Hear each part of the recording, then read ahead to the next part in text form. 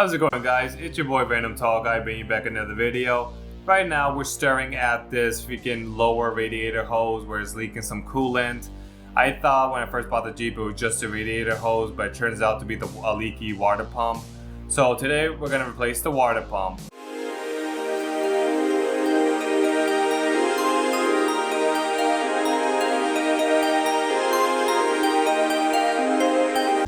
Now, before we get started, I do want to mention that when you replace water pumps, you also want to replace the gasket. I see so many of my friends replacing car parts, and when it comes to the gasket, they just ignore it, and then it comes back to bite them. So always replace the gasket, guys. So we're going to go ahead and we're going to get started. First thing first, we want to take out the pulley for the water pump. You can remove the 4 bolts that holds the pulley to the water pump with a 1/2 inch ratchet or 1/2 inch wrench. I recommend getting at least 2 wrenches and just put it together. With one hand hold down the pulley, and then the other hand go ahead and loosen the bolts. This way the pulley doesn't spin around.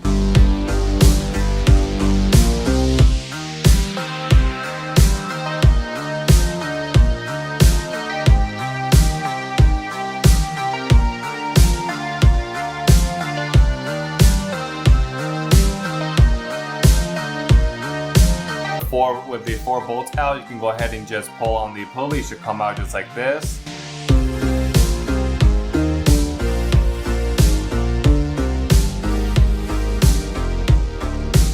Next, I just recommend lubricating some of the bolts because you are going to remove a couple more.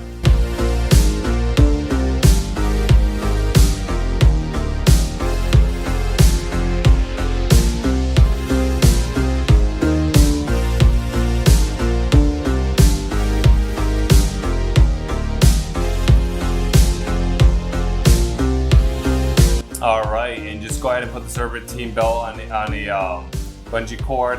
Now, most people remove the electric fan. I'm not going to do that because it looks like the bolts are stripped and they're rusted, so I don't want to break the brittle plastic off. So I'm just going to leave it how it is and work around it. Alright, now it's time to remove the water pump. Now, the water pump has 4 1/2 inch bolts, so 2 15mm bolts that holds the water pump to the belt tensioner. But first, we want to go ahead and drain out all the coolant.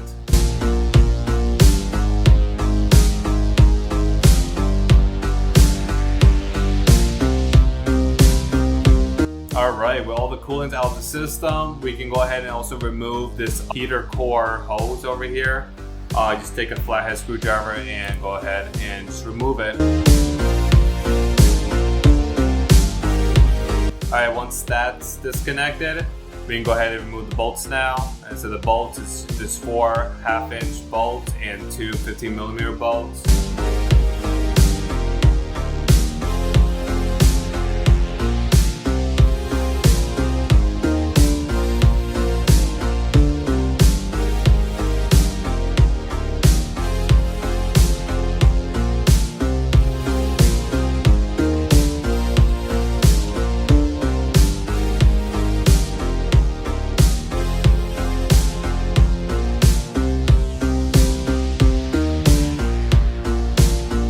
Alright, once you remove the bolts, you should be able to just pull on the hose and it should come out just like that. Just make sure that you have a bucket under because more coolant is going to spill out.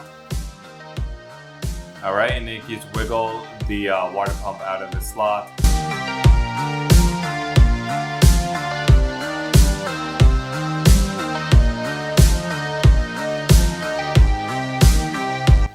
The thing I did over here, I put the bolts on the new water pumps. I know exactly how they go back on the car, because there's one bolt that's longer than the rest, and you just want to make sure that you get it on the correct hole.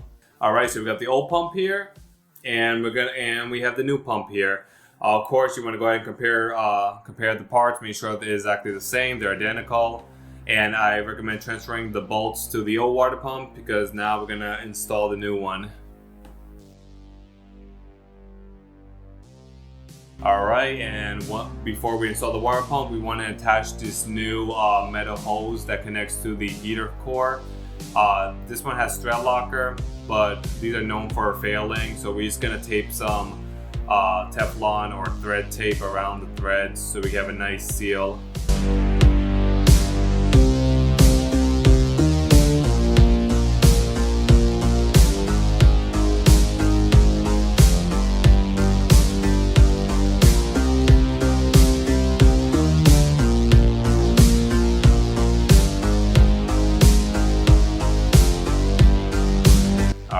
And you can use the old water pump as a comparison. Want to make sure that the hose is bent the right direction.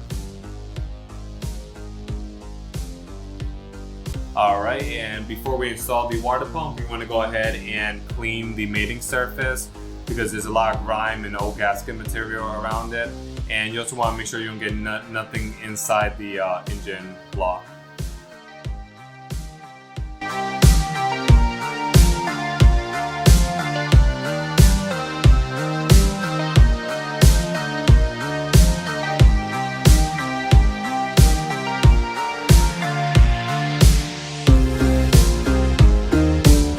Alright, once we got the mating surface clean, we can go ahead and see how we're going to put the gasket in.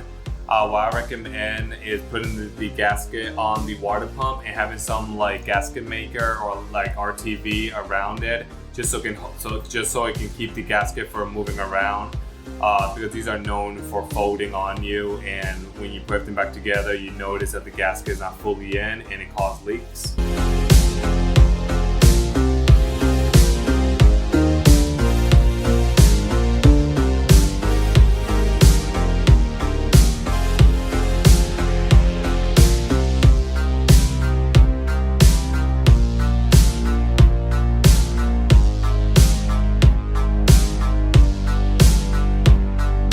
Alright, perfect. Now we have the water pump installed. Just go ahead and make sure all the bolts are going in the correct hole. So remember, you have 4 1/2" and 2 15mm bolts.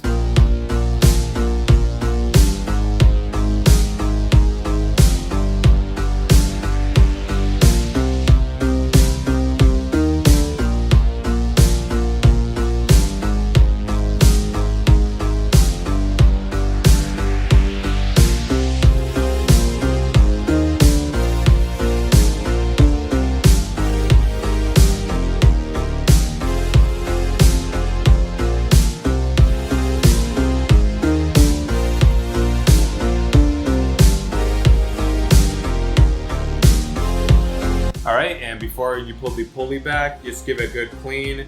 And I recommend putting some like grease or some kind of like metal lubricant on it just to keep it from like seizing up. Alright, and then once you clean the pulley, you can go ahead and pull all the bolts back onto the pulley. And once again, use two 1/2" ratchet or 2 1/2" wrenches.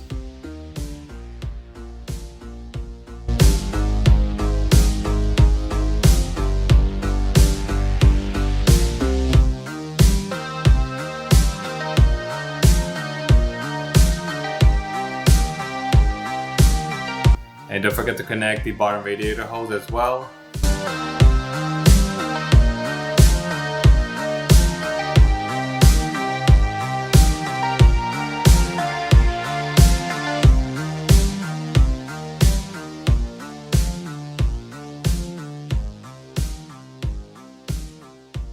Alright, and we are done. Now the last thing I recommend is a Serpentine belt. In order to put it on, we're gonna have to loosen the belt tensioner a little bit, just because we didn't mess around with it in the beginning since we pull out the pulley. This is easy. All you have to do is locate the belt tensioner pulley. There should be a 5/8 bolt on it. You just want to loosen it up, and then on top of that that pulley, there should be a adjuster rod.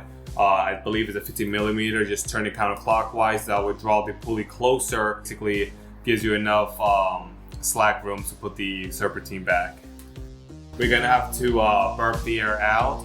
Now the easiest way I found on this truck is to just put a funnel inside on the radiator fill cap.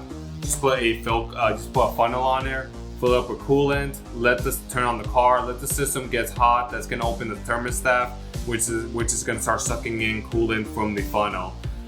And then of course the air is just gonna come out of the funnel, and you continue doing this until you have coolant in the funnel and it's just staying there this shows that all the air got burped out, and you can go ahead and just top off your overflow tank, and you should be all set.